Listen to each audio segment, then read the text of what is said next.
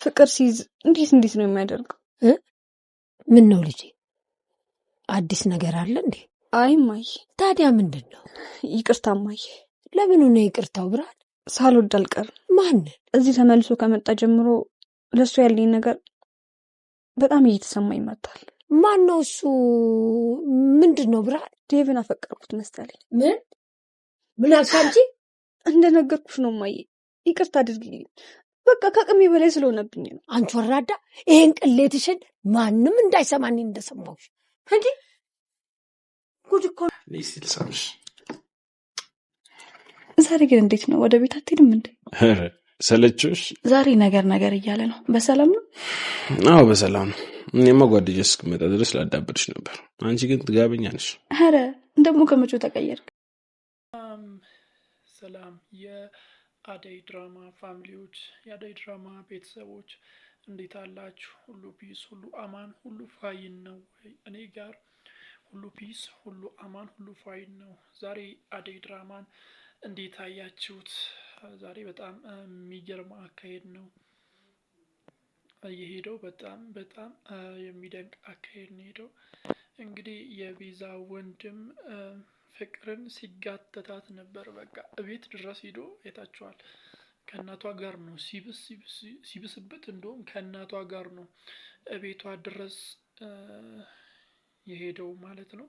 እና በጣም ከባድ ሁኔታ ውስጥ የኔ ጣላት ልጅቷነት ለመናገር አጣብቂኝ ውስጥ ነው የከተታት። አገባሻለሁ በቃ ስግጥ፣ ገና በሁለተኛው ቀኑ አገባሻለሁ ብሎ ስግጥ፣ በቃ የሌለው ወድጄሻለሁ፣ አፍቅሬሻለሁ በስግጥ ፍምስ ሙድ ነው ቀጥታ ይገባለት ማለት ነው።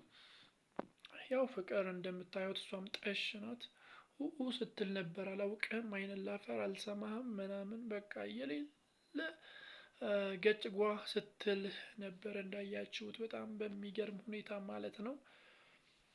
እንግዲህ ፍቅር አሁን እንዳያችሁት መጨረሻ ላይ ከቤዛ ጋር ተገናኝታ ነበር። ቤዛንም ለማሸማቀቅ፣ ለመስደብ፣ ዝቅ ለማድረግ ስትጥር ነበር።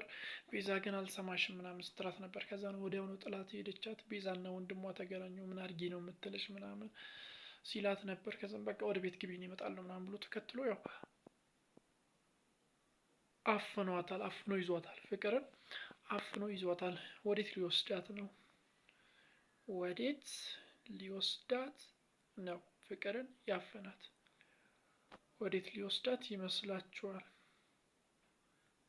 እስቲ በዚህ ጉዳይ ላይ ያላችሁን ግምት በኮሜንት መስጫ ሳጥን ላይ አስቀምጡልኝ። አፍኖ ይዟት ይሄዳል ወይስ እንዴት ያደርጋል?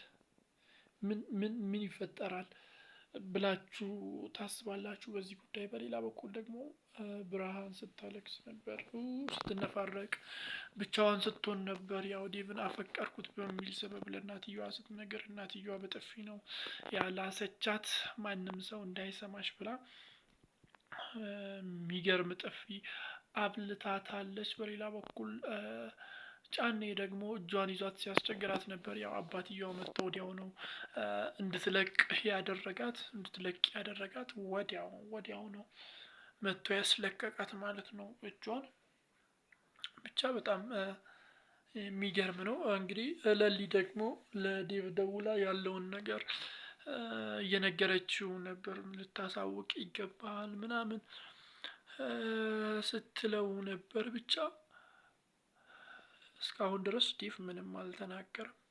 ምንም ከአፉ የወጣ ነገር የለውም። የአደይ አባት ደግሞ መሬቱን ሽጦ ለነ ዳይመንድ ለመስጠት የወሰነ ይመስላል።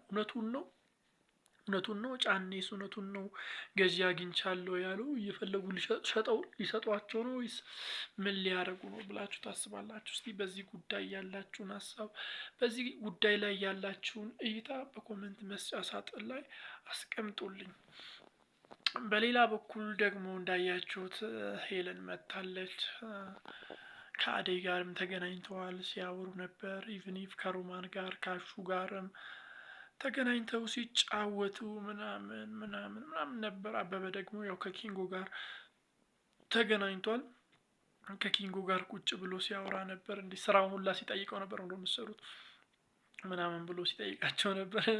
ኪንጎ እንዴት ብሎ ይንገረው ፋውል ነው የምንሰራው ብሎ እንዴት ይንገረው እና ከበደው። ያው ድንገት ያ የሚያባራቸው ልጅ ሲመጣ ይዞት ነው ከዛ የጠፋው።